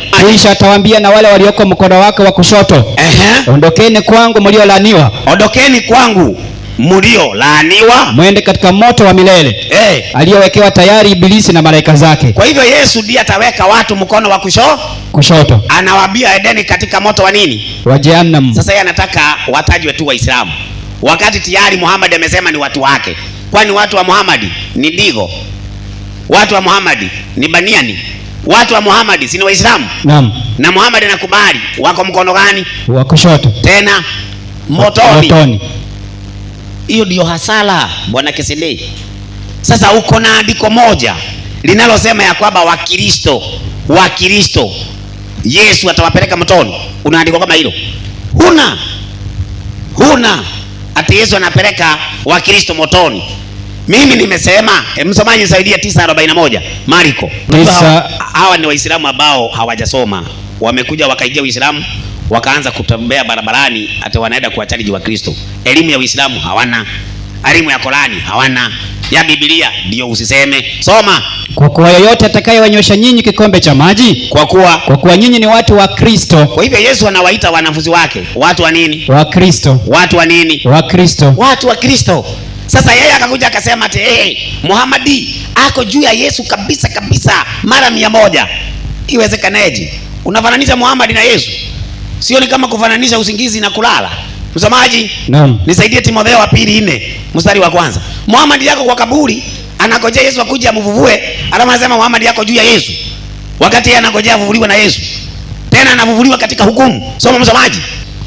Wa pili anasema, ndio, na kuagiza mbele za Mungu, na mbele za Kristo Yesu, atakayewahukumu walio hai, na waliokufa. Muhammad amekufa kabisa, atahukumiwa na nani? Na Yesu. Atahukumiwa na Yesu. Sasa mpaka wewe uniambie, Yesu akija anawaweka watu mkono wa kuume, mkono wa kushoto, anawapeleka motoni. Nichukulie Mayunga ama nichukulie Aruru Marijani, hadithi ya 1855. Mpaka ala mwenyewe anaweka guu lake jehanamu. Nyinyi mnapona? Sasa andiko linasema ya kwamba wale wako mkono wa kushoto, hao ndio watapata hasara Yesu anapokuja. Nisaidie Qur'ani 10:102. Mimi nilifikiri Kisedee tunasema ati na kuogopa. Niogope msukuitu. Soma msomaji. 10:102 nasema, ndio, basi wanangoja jingine ila kuwajia mfano wa siku ya adabu. Wanangoja jingine ila kuwajia siku ya nini? Za adabu. Siku za nini? Ya adabu. Maliza. Zilizowafika watu waliopita kabla yao. Twende. Sema. Basi ngojeeni. Sasa Muhammad anasema ngojeni. Na wanangoja mfano wa siku za nini? Za adabu. Anasema ngojeeni. Alafu mimi pia ati nini? Mimi pia ni pamoja nanyi katika wanaongojea. Unaona, Muhammad mwenyewe ako pamoja na wanaongojea adhabu. Kama Yesu akikuja, Muhammad anangojea adhabu. Waislamu ndio mnapona. Anasoma hiyo. Tumeipata, inasema. Ndio. Hadithi ya Anas bin Malik. Safi. RA. Ndio. Kuwa mtume SAW amesema. Amesemaje? Jehanamu itaendelea kusema. Je, kuna nyongeza? Mpaka SWT atakapoweka humo unyayo wake. Ndio. Na hapo utasema kat. Yaani kama jehanamu inatosheka, ara mwenyewe akiweka guu lake ndani, ninyi mtapona? Hawatapona. Ninyi mtapona? Yesu akirudi, ina maana ya kwamba mtu wa kwanza kuwekwa katika jehanamu ni Waislamu. Mtu wa mwisho kufunika jehanamu ni Mungu wa Waislamu. Sasa huyu Mungu wa Waislamu lazima mjue kwamba si Mungu wa kweli. Ndiye Biblia inasema, Yesu anasema atakuja kumwangamiza na pumzi yake katika Wathesalonike wa 2 mstari wa 7. Bwana Yesu atakuja kumwangamiza na pumzi ya kinywa chake. Wale ambao wako kwa hasara wakati Yesu atakaporudi ni Waislamu, na wale wote ambao hawamkubali Yesu watakuwa mkono wa kushoto na wote wataenda jehanamu. Kwa hivyo Waislamu, Yesu akirudi, muko katika hasara. Wakristo wako katika faida, maana watapata uzima wa milele. Waislamu wanapata nini? Hasara. Wakristo uzima wa milele. Waislamu hasara. Mada imeisha ijaisha? Imeisha na ikafunikiwa. Dakika 9 na sekunde 56. Wakristo na Waislamu, habari zenu? Haya, tunaingia katika hatua ya nguo ya mwisho ya mkutano wetu huu katika hoja ya maswali. Mada ilitolewa na Mwalimu Kisedee Shaban, imejengwa na Ndacha ameijibu. Sasa Ndacha ataenda kumuuliza swali Kisedee kwa dakika 3 na Kisedee ataenda kuijibu kwa dakika 5. Alafu tena atakama hajajibiwa dakika 3 vile vile atarejelea, na dakika 5 zitajibiwa na Ndacha, hivyo hivyo kwa upande wake. Basi bila kupoteza muda ni mchache, naomba nimpandishe Mwalimu Ndacha. Dakika 3 mzitumie kwa mnifu, na sasa hivi sitaongeza hata sekunde, naomba mtumie. Mkimaliza basi nakuwa nakata. Bwana mwenyekiti, nataka niweze kuuliza swali na nitalijegea swali hili katika Mathayo 25:41. 41 nasema, ndio. Kisha atawaambia na wale walioko mkono wake wa kushoto, ndio, ondokeni kwangu mliolaniwa, mwende katika moto wa milele. Kwa hivyo kuna watu ambao wako katika mkono wa kushoto na watapata hasara Yesu akirudi, maana atawaambia ondokeni kwangu mliolaaniwa, muende katika moto wa jehanamu aliowekewa Ibilisi na malaika zake. Sasa nisaidie Waibrania 1 mstari wake ni 3 na 4. Sasa niulize swali. Sema. Inasemaje? Yeye kwa kuwa ni mng'ao wa utukufu wake. Huyo ni Yesu anaogelewa hapo. Na chapa ya nafsi yake. Twende. Akivichukua vyote kwa amri ya uweza wake. Akiisha kufanya utakaso wa dhambi. Aliketi mkono wa kuume wa ukuu huko juu. Kwa hivyo Yesu ako mkono wa kuume. Kwa hivyo Yesu na watu wake wako mkono wa kuume. Kwa mujibu wa Qur'ani, tafsiri ya Barwani imesema wafuasi wa Yesu wanaitwa Wakristo. Wafuasi wa Yesu wanaitwa Wakristo. Yesu yuko mkono wa kuume wa Mungu. Swali, Waislamu kwa mujibu wa andiko, wafuasi wa Muhammadi wako mkono upi? Wako mkono wa kuume? Naomba andiko. Wako mkono wa kushoto? Naomba andiko. Msomaji, mwalimu, mwenyekiti, naomba ushikilie hiyo swali yangu ijibiwe. Sasa nichukulie ukurasa wa Ukristo katika Afrika, ukurasa wa 275. Ukurasa wa 275. Dakika hiyo moja tusomee. Ukurasa wa 275. 75 inasema. Inasemaje? Watu walio katika dini zisizokuwa za Kikristo, watu ambaye wako kwenye dini ambaye si ya Kikristo, wanatafuta msaada kwa miungu. Wanatafuta misaada kwa miungu au kwa roho kuliko kwa Mungu. Maliza. Kuliko kwa Mungu wa kweli. Twende. Hatimaye wanaweza kudanganywa na kujikuta wao ni watumwa wa Ibilisi na mapepo yake. Kwa hivyo watu wote ambao si wa dini ya Kikristo wameshadanganywa na wako katika roho ya upotevu. Sasa ende katika ukurasa wa 496. 496. Inasemaje hapo juu? Niendelea kusema. Ndio. Pale juu, soma pale juu hapo. Pale. Anasema watasikia sauti yake. Ndio. Kristo. Ndio. Nao watatoka wale waliofanya mema kwa ufufuo wa uzima. Maliza. Na wale waliotenda mabaya kwa ufufuo wa hukumu. Safi.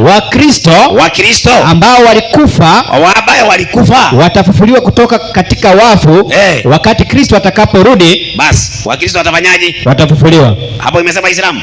Wakristo. Basi swali langu naomba lijibiwe.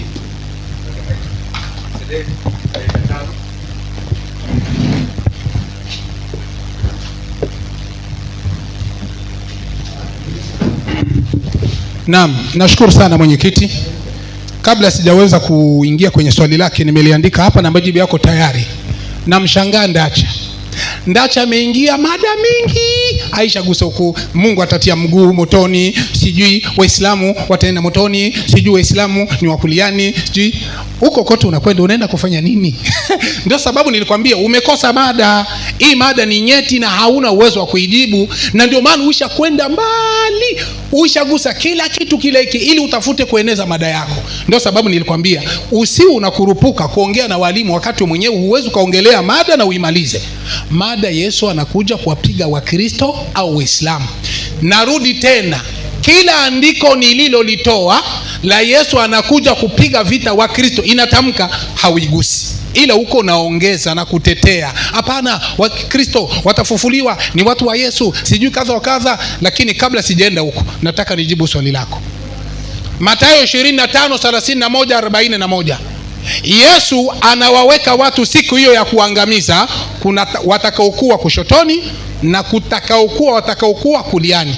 Ameuliza Waislamu watakuwa kushotoni au kuliani. Si ndio hivyo mwenyekiti? Anauliza Waislamu watakuwa upande gani? Natoa majibu. Sikiliza majibu ya mwalimu, sio kama unavyokuwa wewe. Qur'ani 57:12. Qur'ani 57:12 inasema Bismillahirrahmanirrahim. Naam. Naomba tuwe makini kusikiliza na kuelewa. Tuwe makini. Msikie Waislamu watakuwa wapi? Upande wa kulia, kushotoni au kuliani?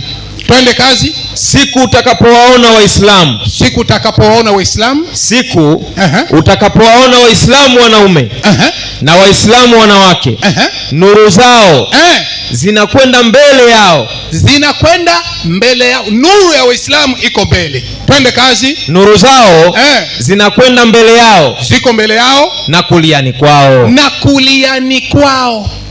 Kuliani kwao. Kuliani kwa wanani? Kwa Waislamu. Waislamu ni wakuliani, si wa kushotoni. Twende kazi baba. Wanaambiwa furaha yenu leo mnapewa mabustani yapitayo mito mbele yake, kukaa humo daima. Huku ndiko kufaulu kukubwa kwa Waislamu. Basi Waislamu ni watu wa kuliani, si wa kushotoni. Uliuliza hao watakaokuwa kuliani ni watu gani, na hao watakaokuwa kushotoni ni watu gani? Waislamu watakuwa upande gani? Nimekupa jibu. Waislamu watakuwa kuliani. Hiyo tumemaliza. Usiulizi tena hivyo. Natoaga majibu mimi yako yale yale kama ulivyouliza. Sasa alizungumza hapa akasema Qur'ani Waislamu imewaita Waislamu wa Kristo wanafunzi wa Yesu. Wanafunzi wa Yesu kwa masharti gani? Twende 5:66 baruani. 5:68 baruani. Haraka haraka kwa sababu ya muda. Baruani 5:68. Twende haraka. Ndiyo, tunafunua haraka haraka. Twende haraka baba. Baruani 5:68. 5:68. Tupe tu ufafanuzi wake mara moja. Au ile kwanza 68 alafu uende 11. Sawa. 68 inasema hivi. Naam, 5:68 baruani. Ndiyo, 5:68 inasema. Ufafanuzi wake haraka haraka. Ala. 68 ufafanuzi wake inasema. Naam. Ewe mtume, waambie watu wa kitabu. Waambie watu wa kitabu. Hakika nyinyi hamtakuwa mnafuata. Nyinyi hamtakuwa mnafuata. Enyi watu wa kitabu, yani wa Kristo na Wayahudi, hamtakuwa mnafuata. Ewe mtume, kwa niaba ya wasikilizaji wetu. Ndiyo. Ewe mtume, waambie watu wa kitabu, yani Biblia. Hakika nyinyi hamtakuwa mnafuata dini sahihi ila mtapo zitangaza hukumu zote za Torati na Injili na mkazitenda na mkiamini Qur'ani iliyoteremsha na Mwenyezi Mungu kwa mtume wake kwa ajili ya kuwaongoa watu na yakinika. Ewe mtume, inatosha kaka. Ili mpate kuwa watu wa Yesu, Qur'ani inasema ni mpaka muamini Injili kiusawasawa na kuamini maneno ya Bwana Mtume Muhammad. Usi unatumia Qur'ani, wenye Qur'ani ndio sisi. Unapiga aya hii tunakupa majibu. Sasa rudia 111 Qur'ani. Ndio. Na nilipowafunuliwa wanafunzi wa Isa kwamba waniamini mimi na mtume wangu. Nani? Wakasema tumeamini na shuhudia kuwa sisi ni Waislamu. Bas, wanafunzi waliomfuata Yesu waliitwa ni Waislamu. Nilitaka kupiga bomu hapa kwamba Yesu Muhammad anamuokoa, lakini basi muda umekwisha.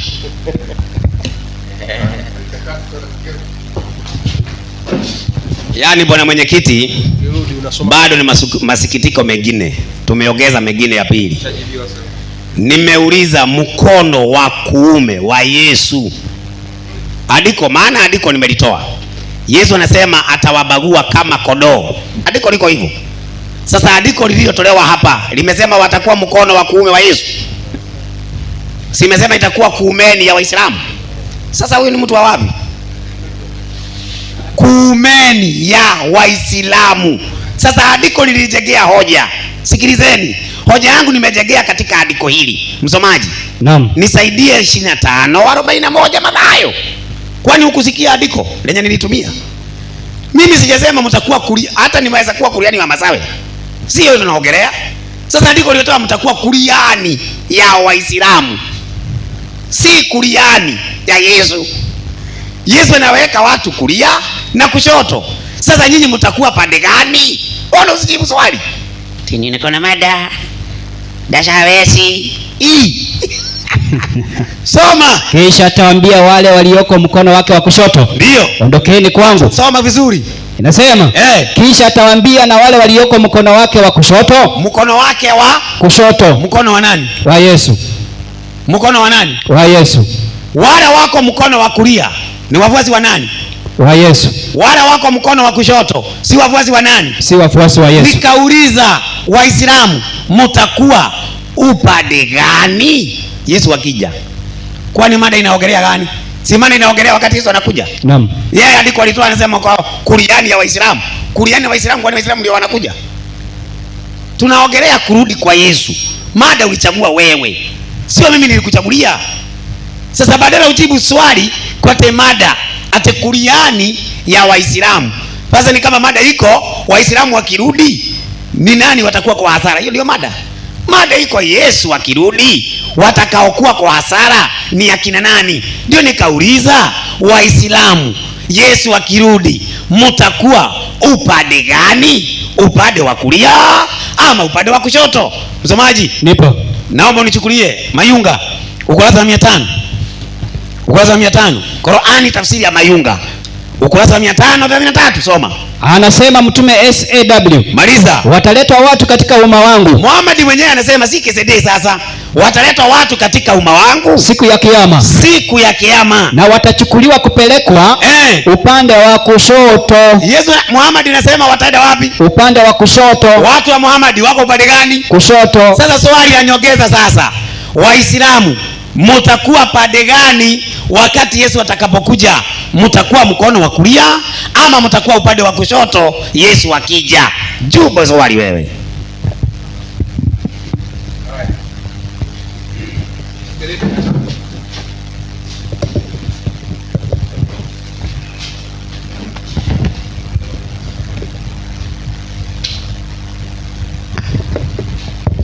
Niliwaambia Ndacha hana mada, hana hoja.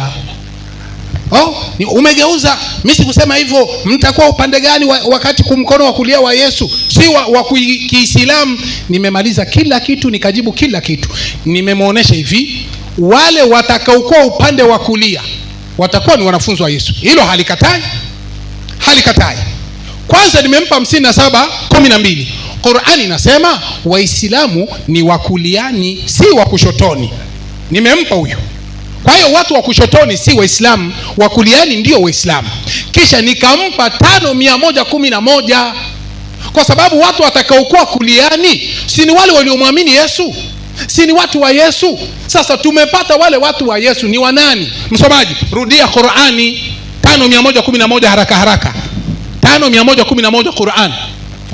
Wale wanafunzi wa Yesu wale ambao watakuwa kuliani ni wanani? Si nilikuwa nimejibu. Tena unarudilia. Soma hiyo. Ndiyo, 5:111 Qur'ani inasema. Inasemaje? Tunasoma aya. Na nilipowafunulia wanafunzi kwamba waniamini mimi na mtume wangu, wakasema. Nilipowafunulia wanafunzi gani? Wa Yesu. Aliwafunulia nini? Twende kazi. Ndiyo. Wakasema hao wanafunzi, tumeamini na shuhudia. Tumeamini na Mungu shuhudia kama sisi ni waaminifu mbele yako, kuwa sisi ni Waislamu. Ni Waislamu. Sherehe inasemaje? Ewe mtume, watajie umma wako yaliyotokea kwa nani? Tulipowatia hima kikundi cha aliowataka Isa. Kikundi cha Isa, waliomkubali Isa, waliomfuata Isa. Wakumbushe watu wako na wakumbushe Mayahudi. Twende kazi. Wamwamini Mwenyezi Mungu na mtume wake Isa, na mtume wangu Isa, yani Yesu. Wamwamini na wakamuitikia, wakawa ndio wanafunzi wake mahususi. Wale wanafunzi wakasema kujibu majibu ya Yesu, na wanafunzi wakasema tumeamini ewe Mungu, na shuhudia ewe Mola wetu, shuhudia kama sisi wanafunzi wa Yesu tumemwamini na shuhudia wewe Mola wetu mlezi, shuhudia wewe Mola wetu mlezi kuwa sisi wanafunzi wa Yesu tumesafisha nia zetu na tunafuata amri zako, yani Waislamu.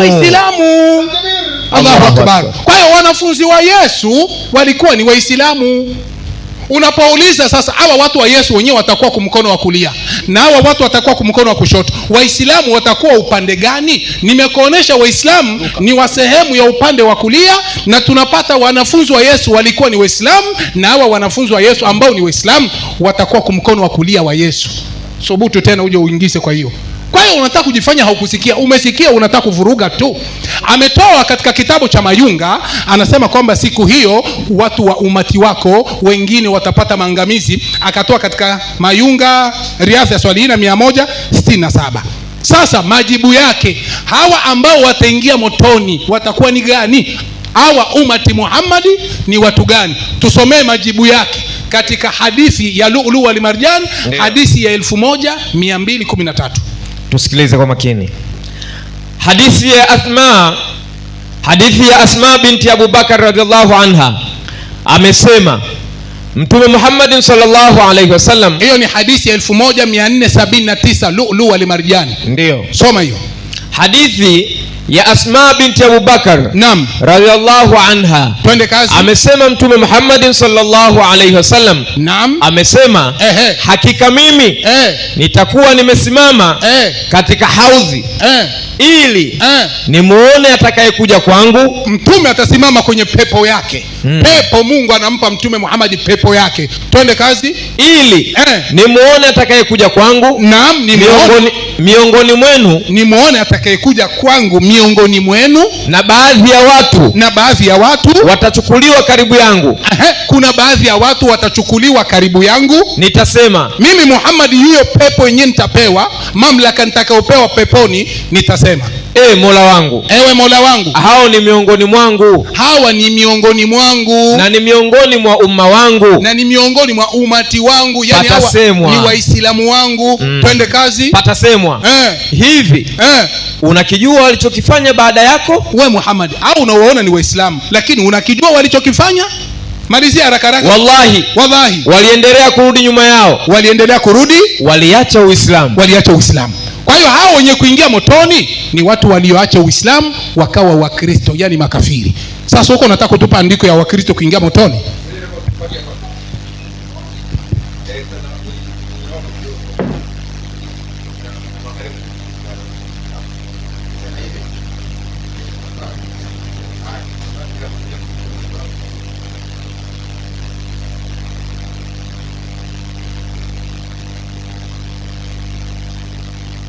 Swali langu 2:16-17 Ufunuo wa Yohana 2:16-17 2:16-17 2:16-17. Tupe baba, tupe. Hakuna popote pale ambako utapata kwamba Yesu anakuja kuwapiga Waislamu, uweze ukapata. Ila utakachokipata ni mbwembwe kama za ndacha. Waislamu ni waasi, kwa hiyo Yesu atakuja kupiga waasi. Wapi imeandikwa Yesu atakuja kuvunja waasi Waislamu? Mimi nimekupa maandiko yanataja kabisa Wakristo Yesu anakuja kuvunja, na wewe utoa andiko kama hili, sio la kudhania. Ufunuo wa Yohana 2:16 Ufunuo wa Yohana. Soma basi hapo. Twende kazi. Inasema 2:16 Ufunuo wa Yohana. Naam. Basi tubu. Na usipotubu naja kwako upesi. Mimi Yesu naja kwako upesi. Nami nitafanya vita juu yao kwa huo upanga wa kinywa changu. Inatosha. Yesu anasema hivi, tubu, na usipotubu naja kwako upesi, nitafanya vita juu yako kwa upanga wa kinywa changu. Yaani Yesu anakuja kuvunja wale ambao hawakutubu, Yesu anakuja kufanya vita juu yao. Swali langu, hao watu ambao Yesu anawaambia hapo kwamba atakuja kufanya vita nao ni Waislamu au ni Wakristo? Asante. Kwa andiko, hatutaki mambo ya kudhania. Dakika moja ipo. Kama dakika moja ipo, msomaji, tusomee kitabu cha Mathayo. Soma Mathayo. Ndio. Mathayo 21:10. Mathayo uanze 24:11.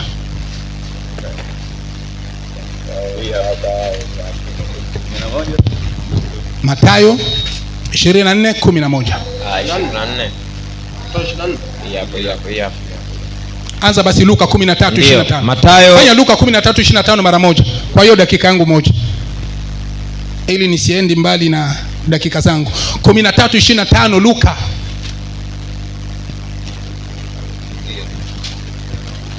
Dakika imekwisha. Inabaki sekunde 30. Acha hiyo. Hata maliza. Ushalifungua? Basi soma. Naona haitaisha dakika, sekunde ndogo. Ndio. Wakati mwenye nyumba atakaposimama na kufunga mlango, naam, nanyi mkaanza kusimama nje na kuubisha mlango. Kuna watu Yesu ameingia peponi, anaingia mbinguni, anafunga mlango, kuna watu wanamtokea. Ndio sababu nilisema haitaisha. Asante. Nirudie swali. Aache tu. Swali langu limeeleweka?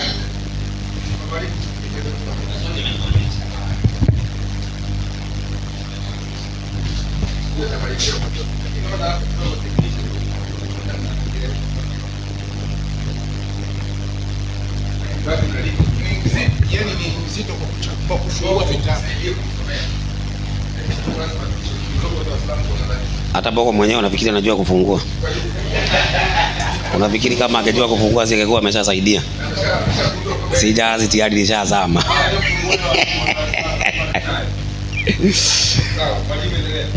Swali ameuliza katika kitabu kinaitwa Ufunuo wa Yohana 2:16. Anasema, naja kwako upesi, tubu, na usipotubu nitafanyaje? Msomaji, hebu soma hiyo aya. Inasema ndio 2:16.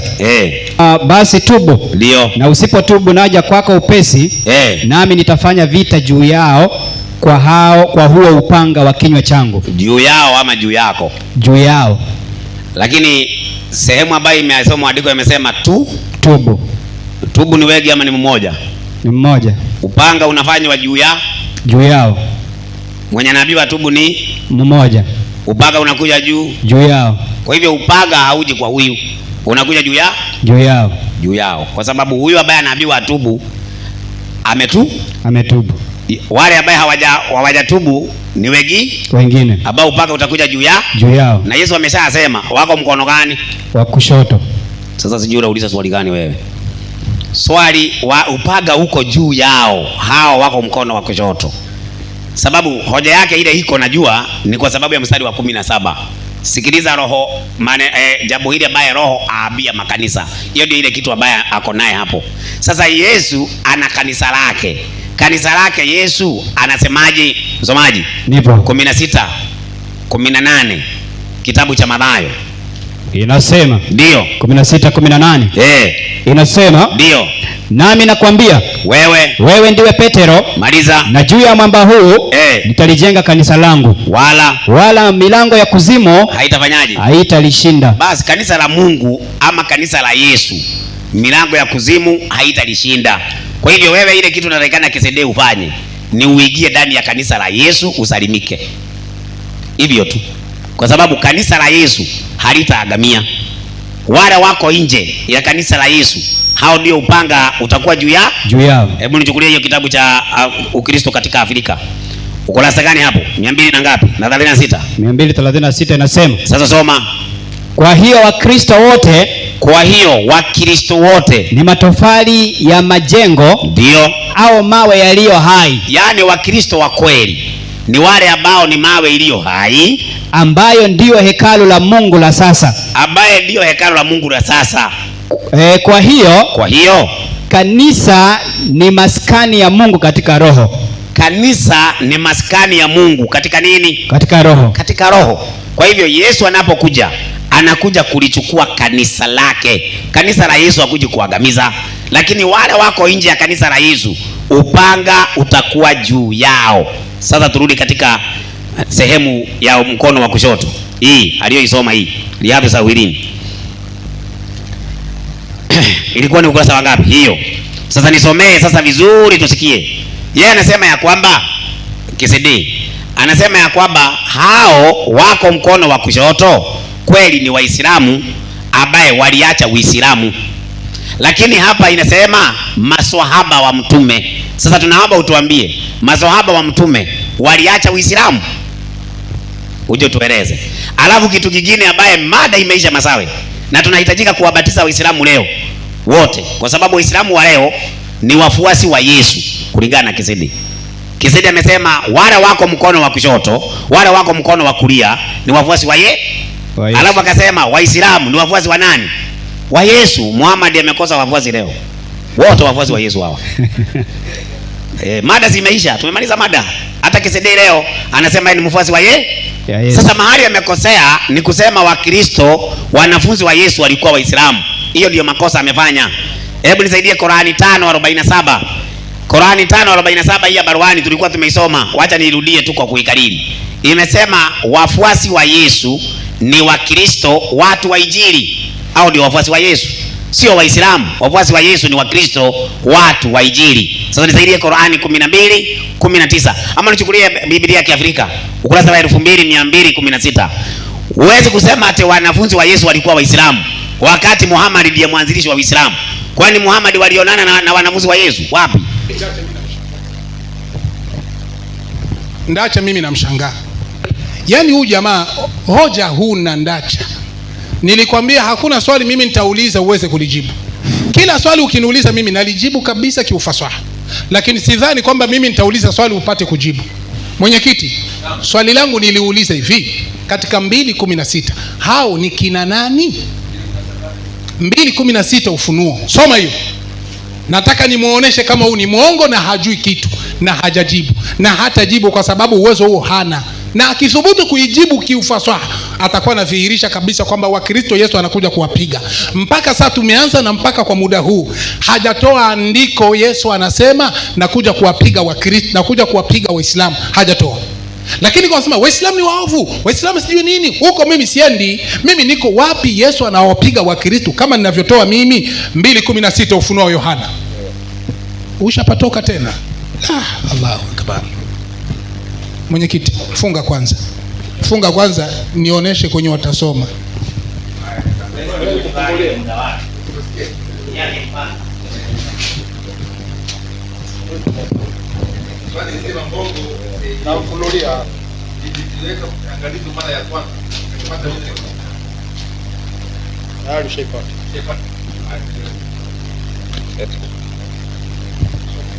Mbili 16 Ufunuo wa Yohana inasema, basi tubu na usipotubu naja kwako upesi, nami nitafanya vita juu yao kwa huo upanga wa kinywa changu. Simama. Akatafsiri akasema tubu, wanaambiwa wangapi? Ni mmoja. Kwa hiyo hao ni waliokuwa nje ya kanisa.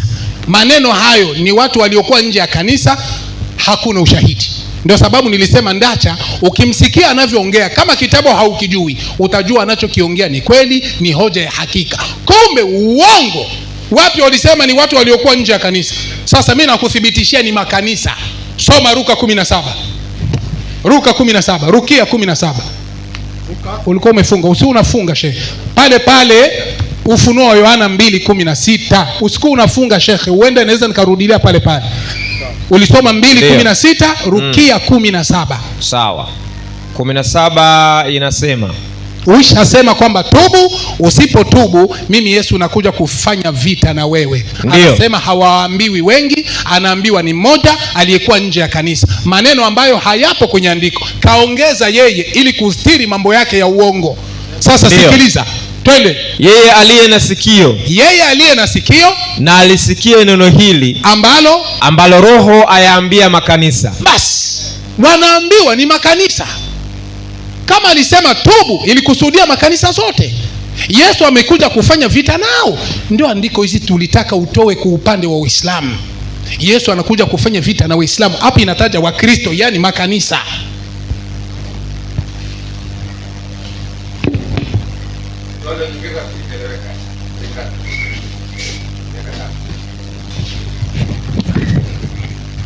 Kwanza kitu ya kwanza, kitu ambacho KCD hana habari naye, Yesu hana makanisa. Yesu ana kanisa.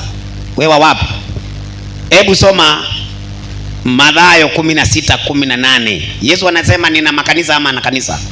Wale wako nje ya kanisa la Yesu, hao ndio Yesu anakuja kumaliza. Mkiwa nyinyi mko ndani. Kwa nini mko ndani ya kanisa? Si mko nje? Soma msomaji. Inasemaje? 16:18. Mathayo. Nami nakwambia wewe ndiwe Petero. Nami nakwambia wewe ndiwe Petro. Na juu ya mwamba huu nitalijenga kanisa langu. Nitajenga makanisa. Kanisa langu. Nitajenga makanisa. Kanisa langu. Yesu anaongelea makanisa au kanisa lake? Kanisa lake. Sasa kanisa la Yesu, sasa hilo ndio kanisa Yesu anakuja kuokoa.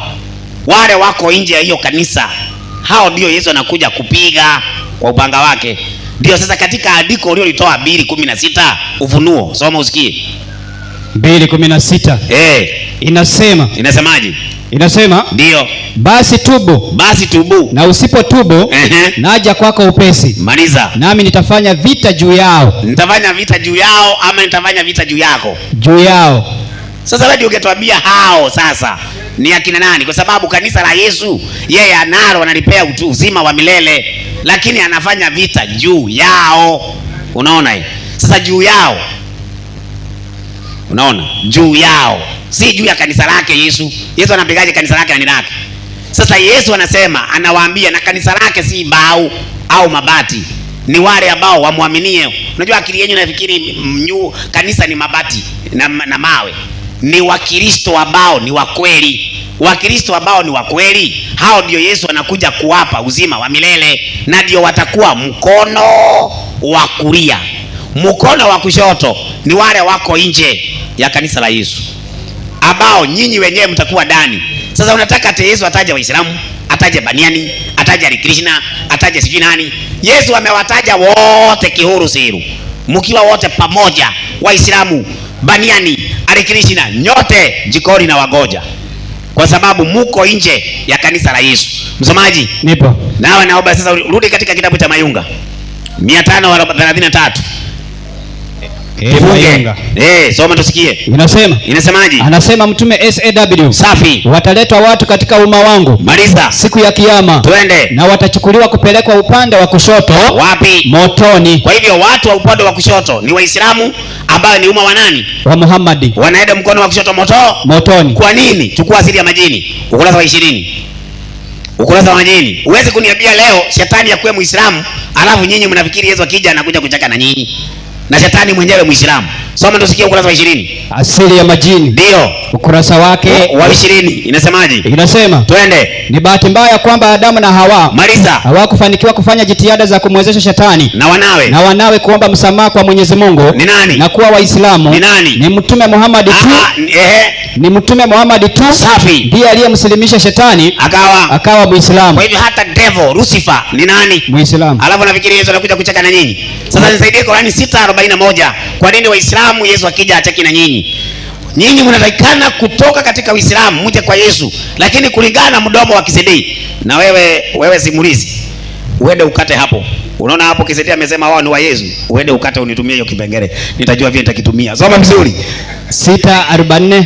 Unikatia hapo nitajua vile nitakitumia, maana hapo anatakikana abatizwe. 6:41. Inasema, ndio, bali yeye ndiye piga mafanuzi hiyo haya.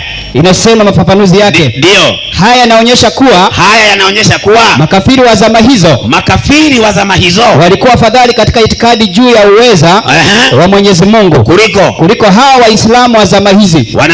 Wanaomba mizimu na nini na makaburi na nini na majini. Hiyo ndio maana hizo akija ni hasara kwa Biblia Kiafrika, ukurasa wa 2216. Changamka haraka haraka tumalize. Inasema Uislamu Uislamu ni dini iliyoenea duniani. Twende. Iliyoanzishwa na mtume nani? Iliyoanzishwa na mtume nani? Nabii wa Kiarabu nani? Muhammad. Katika karne ya ngapi? Ya 7. Karne ya ngapi? Ya 7. Alafu anasema tu walionana na Yesu. Hata alionana na wanafunzi wa Yesu, mshindwe. Maadamu imewashinda, maandiko hamuna, kwisha, inaitwa karas na imeishia hapo. Fugeni virago kutoka kwa Muhammad, kujeni kwa Yesu.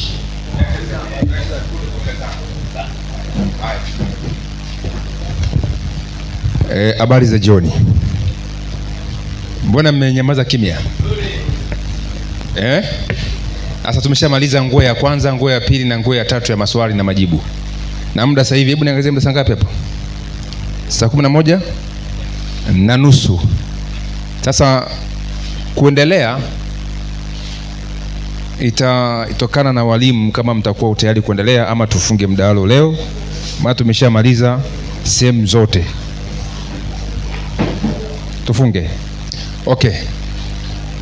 Na huko mko tayari tufunge? Okay, sawa. Basi mdahalo wetu utaishia hapa, na kila mmoja amesikia nafasi ya pande zote, Wakristo walichokisema kulingana na hoja pamoja na Waislamu. Kwa maamuzi ni wewe msikilizaji uliosikiliza pale. Lakini leo na mimi kama mwenyekiti nimejifunza jambo zito sana kutoka kwa Kisedee, kwamba Waislamu ni wafuasi wa Kristo. Hiyo nimejifunza na nimefundishwa katika mada ya leo. Nashukuru sana, nimepata ufahamu. Sasa kesho, mada ya kesho sana mwanzo mada zitangaze.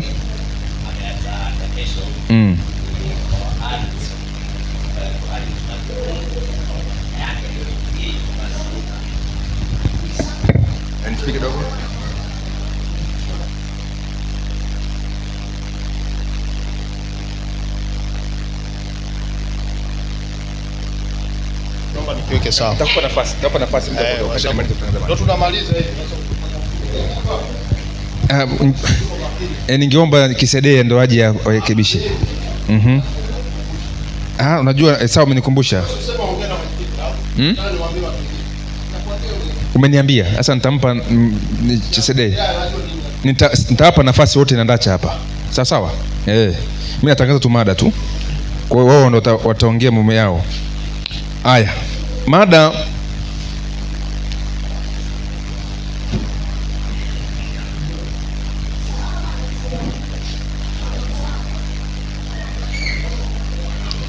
mada za kesho. Ya kwanza inasema Qur'ani ni kitabu cha Mungu. Hii mada imechaguliwa na Mwalimu Dacha. Na mada ya pili, Biblia ni kitabu kilichotokana na Mungu. Hii mada ameichagua Kisedee. Baada ya kusema hayo, nitawakaribisha wapande zote, watafunga kwa dua hao waziri wetu, alafu tutaagana kesho. Naomba Mwalimu Kisedee uje hapa mbele, utaongea na dakika 2 na watu kwa ajili ya mada ya kesho, alafu utaomba dua pia ya kufunga mkutano kwa upande wa Uislamu. Na ndacha hivyo hivyo. Naomba Mwalimu Kisedee upande hizo dakika, na hapa dakika 2, alafu mtachakata. Mada ya kesho nafikiria itakuwa ni mada 2. Ndacha amechagua mada ya Qur'ani ni kitabu cha nani? Si ndio hivyo? Je, Qur'ani ni kitabu cha Mungu? Ndio mada aliyochagua Ndacha. Na mimi nikachagua mada, je, Biblia inatokana na Mungu? Ndio kama yale tu. Asante Bogo, mimi sitaweka kitu. Na mnafikiria kesho saa ngapi mnaweza kuwa tumefika? Kwa haraka tu tutangazia kabisa, watu wajue wajiandae, maana leo watu wamejipanga mapema sana. Sisi kwa upande wetu tuko on time kabisa, tuna muda toka asubuhi. Okay, nyinyi semeni tu mnaona kama ni saa ngapi ili tujue.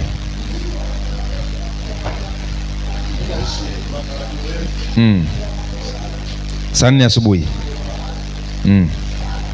Okay, asante. Saa 4 asubuhi, nadhani nimesikia huko online pamoja na hapa. Mwalimu Dacha, dakika 2.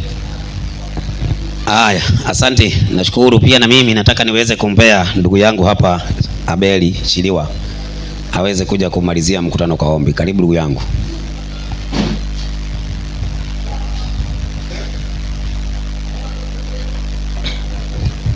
Okay, sawa. Nashukuru kwa nafasi niliyopewa ya kuzungumza, ingawa wengi walikuwa na hamu pia wamsikia akisema Abeli hapa, ila kwa kuwa alikubaliana Ndacha na Kesede wazungumze, na pia nimeheshimu hilo jambo na nimewaacha pia waweze kuongea.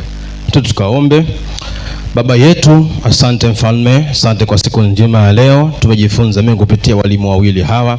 Tumejifunza na tumeweza kufahamu na kuweza kuelewa yale ambayo yameongelewa hapa. Najua kupitia fundisho hili utakwenda kuwajenga Waislamu ambao walikuwa kujua wewe wapate kufahamu wewe. Mimi pia nimejifunza mazuri kwa Kesede aliposema kwamba akija Yesu kusikia la mwisho wao watakao upande wa kulia wasipeleke motoni. Ni jambo jema na jambo la kheri sana mfalme. Msaidie Kesede na wenzake ili siku hiyo mfalme amani wao upande. Na kushukuru. Amen. Asante, mbarikiwe sana. Kazi yenu njema. Itabidi kesho tumtafutie nafasi Abeli na Mbogo. Si ndio? Mbogo nisikilize. Kesho tutafutie mtanange wewe na Abeli kidogo. Sawa sawa? Yani nafasi lazima mpige mechi ya ugenini tuone.